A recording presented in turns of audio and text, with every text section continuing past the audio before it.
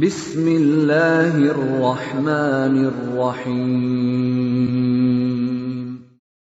وَلْتَكُنْ مِنْكُمْ أُمَّةٌ يَدْعُونَ إِلَى الْخَيْرِ وَيَأْمُرُونَ بِالْمَعْرُوفِ وَيَنْهَوْنَ عَنِ الْمُنْكَرِ. Assalamualaikum warahmatullahi wabarakatuh. Jadi sesudah dia iqamah, dia masih berdoa juga sebagaimana doa sesudah azan. Ya, ini sekali Pak ya. Al-aslu fil ibadah at-tahrim. Hukum dasar sebuah ibadah itu adalah tidak boleh dikerja hatta jaa dalilihi, sampai datang petunjuk yang memberi petunjuk. Itu kalau dalil Pak, kalau ibadah, karena ini harus sifatnya mau ya, harus tauqifiyah, harus ada petunjuk. Karena tidak boleh dikerja. Kenapa? Ini ibadah itu soal gaib, soal cara, soal waktu, soal jumlah, soal jenis, soal tempat dan sebab. Pahala, oh tidak boleh kita angkar-angkaran. Tugas kita adalah menunggu dalil. Tunggu dalil. Tidak boleh melakukan ibadah tanpa dalil. Jangan mengatakan menurut saya baik, nanti pahalanya cari sendiri. Ya, pahalanya cari sendiri. Nanti kalau dari kiamat, ya Allah, mana dulu pahala doaku itu? Sudah iqamah, Nabi bilang akan Allah Ta'ala naik surga akan menjauh. Kamai itu Allah, mai kita. Nabi bilang Allah eronu. Tidak boleh jemaah sekarang kita bikin mau-maunya. Dalam aturan beribadah, Qul in kuntum tuhibbunallah fattabi'uni. Jika engkau ingin mendapatkan pahala dari sisi Allah, satu syaratnya, fattabi'uni, ikuti saya.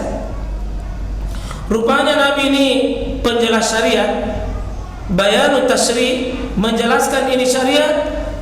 Tidak pernah Nabi SAW mengajarkan doa khusus sesudah iqamah.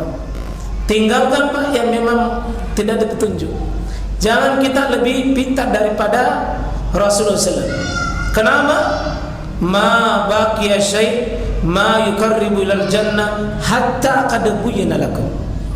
Tidak ada lagi tersisa syariat ini, kalau memang itu kebaikan pasti dijelaskan pada kalian. Para sahabat-sahabat itu mengatakan, "Lau kana air ma sabaquna." Seandainya ada kebaikan tersisa, Anda tidak pernah melombai kami.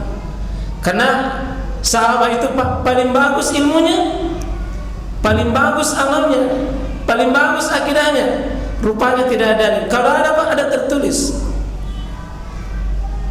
Jadi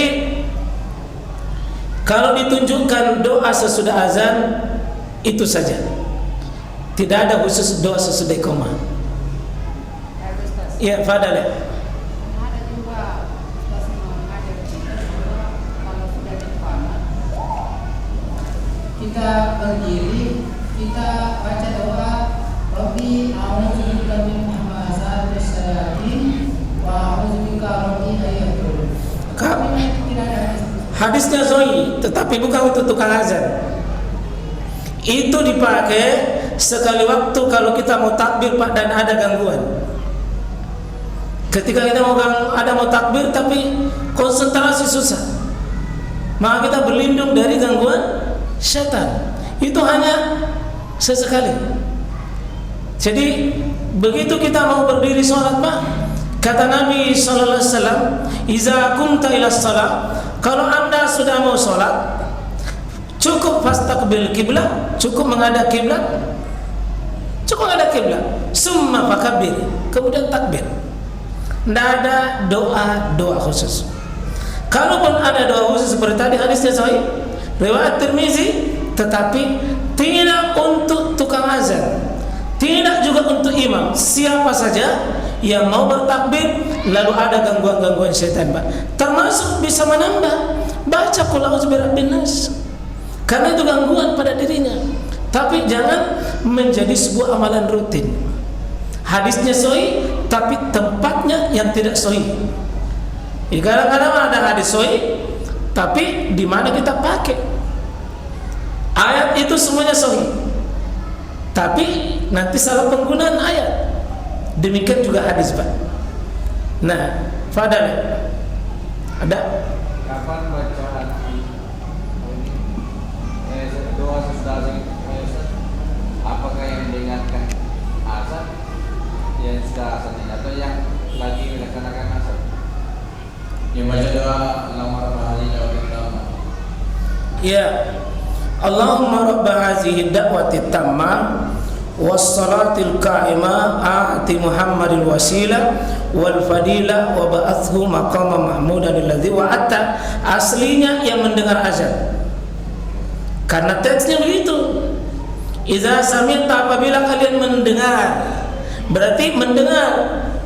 Berarti yang ya mukhatabnya ini, yang ditemani ini adalah apabila kalian mendengar azan. Tapi yang diperbincangkan bagaimana tukang azan? Apakah tidak baca tukang azan? Termasuk yang dipanggil itu dalam panggilan azan itu, insya Allah tukang azan tentu masuk. Karena dia termasuk. Apalagi dalam doa itu Allahumma rabb hazi. Hazi itu jarak dekat berarti dirinya. Hazi itu yang dari dirinya. Tidak ada secara teks cara penjelasan umum, tapi dipahami dari sisi bahasa. Allahumma rabb hazihi da'wah. Ini panggilan mana ini? Berarti tukang azan bisa baca itu. Meskipun kalau kita lihat sebelumnya ini hadis, maka ada berbunyi iza sami'tal munadi faqulu misla ma yaqulul muazzin.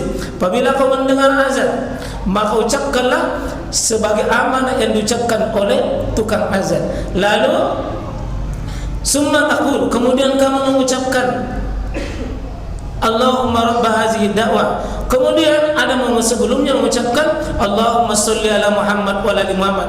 Kata Nabi, man, siapa yang baca seperti itu, khallat lahu, berhak baginya syafa'atu yaumil qiyamah, berhak syafaat khusus baginya itu. Berarti bisa tukang azan, bisa kepada yang bukan tukang azan. Insyaallah, Allahumma insyaallah. Ada yang lain? Fadal. Kasih maju-maju atau mic di bagus itu.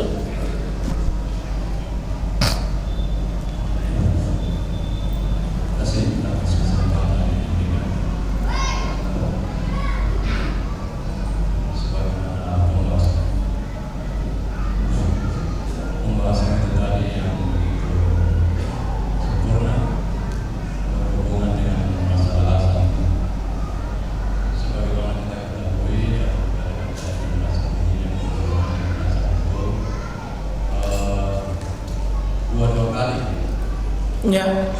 Kecuali ikraman. Nah, di mana dalam hal ini karena kita maju tidak seperti dulu yang dalam satu riwayat bahwa Bilal itu naik satu menara. Dia naik kalau dia azan. Bagaimana? Dia naik menara kalau dia azan. Iya. Salah satu riwayat. Iya. Nah, kemudian kalau dia azan itu dia tidak naik lagi di menara. Iya. Nah, kalau dia naik di menara itu adalah salah satu cara untuk memanggil orang-orang yang dari kejauhan. Kemudian kalau dia kamu di bawah, karena yang dipanggil untuk senantiasa berdiri untuk sholat, pada kamu di sholat, berdirilah kamu untuk sholat, maka dia tidak naik lagi di menara, dia ada di bawah. Nah, sekarang ini kalau kita lihat oleh kata seluruh masjid bahwa apabila di azan itu sudah disunahkan untuk menaikkan suaranya di menara. Tapi kalau dia kamar, dia naikkan juga suaranya di menara.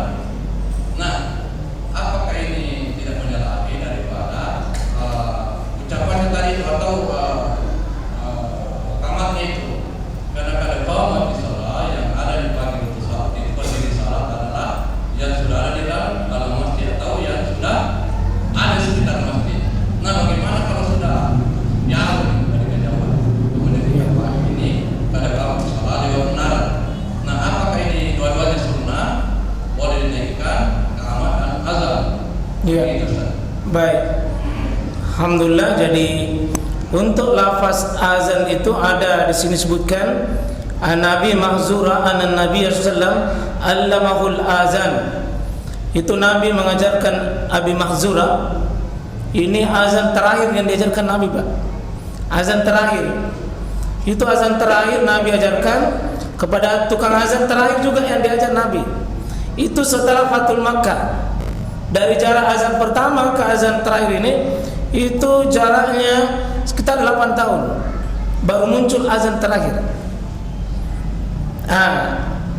Kalau ada perubahan maka ambil yang terjadi bagian belakang. Jika ada namanya nasib wal mansukh, ada penghapus dan yang dihapus, maka ambil yang itu nasibnya, bukan mansuknya, bukan yang terhapus yang diambil. Ya, kalau ada aturan, Pak, yang di belakang yang dipakai. Jadi azan 2 kali itu ada. Nah, ini disebutkan fazakara fihi at-tarjih akhrajahu Muslim. Ini riwayat Imam Muslim. Ya, riwayat Imam Muslim. Ya. Nah, kemudian untuk azan itu tadi 2 kali, kemudian iqamah 1 kali. Itu karena panggilan jauh. Bagaimana kalau orang iqamah lalu naik suaranya di atas? Dulu di masa Nabi kalau orang azan, Pak, naik memang di atas. Apa gunanya? Karena dulu belum ada menara. Jadi kalau orang dulu mau azan, apa hikmah sebuah ibadah, Pak, kalau bisa ditangkap hikmahnya diambil. Kalau ibadah itu ya ada namanya, Pak, makul, ada gairu makul. Ibadah itu ada namanya memang muta'abbud. Memang hanya semata-mata ikut, tidak tahu apa hikmahnya. Dulu naik bisa dipaham bahwa tujuannya supaya panggilan itu jauh sehingga naik di atas. Dikasih naik itu di atas itu. Tapi kalau sudah iqamah, tidak ada riwayat lagi turun. Bagaimana sekarang ini kalau iqamah baru naik lagi di atas? Ya, sebenarnya yang disunahkan tentu adalah panggilan azan itu yang lebih disunahkan, naik jauh ke atas. Tapi kalau masjid kita kondisinya, Pak, memang kondisi jalannya seperti Masjidil Haram, Masjid Nabawi, itu bukan cuma suasana dalam masjid, tapi di luar masjid juga banyak jamaah. Maka tidak mengapa itu disuarakan juga di luar masjid. Kalau di sini suara dalam saja itu sudah cukup. Itu sudah cukup. Tapi seandainya, Pak, keluar, maka tentu ini tidak menjadi masalah. Yang menjadi masalah kalau suara salatnya juga kedengaran di luar. Jangan, Pak, suara salatnya keluar. Cukuplah suara dalam. Karena bisa jadi ada orang terganggu sholat di luar. Wanita-wanita itu bisa terganggu. Kalau iqamah, Pak, insya Allah tidak. Yang sunnah adalah di suara azan keluar itu diutamakan. Tapi kalau dibutuhkan iqamahnya, maka silahkan. Insya Allah seperti itu, Pak, ya. Semoga bermanfaat. Semoga Allah menolong kita, merahmati kita untuk bisa kita lulus dalam bersunnah dalam mengikuti azan ini.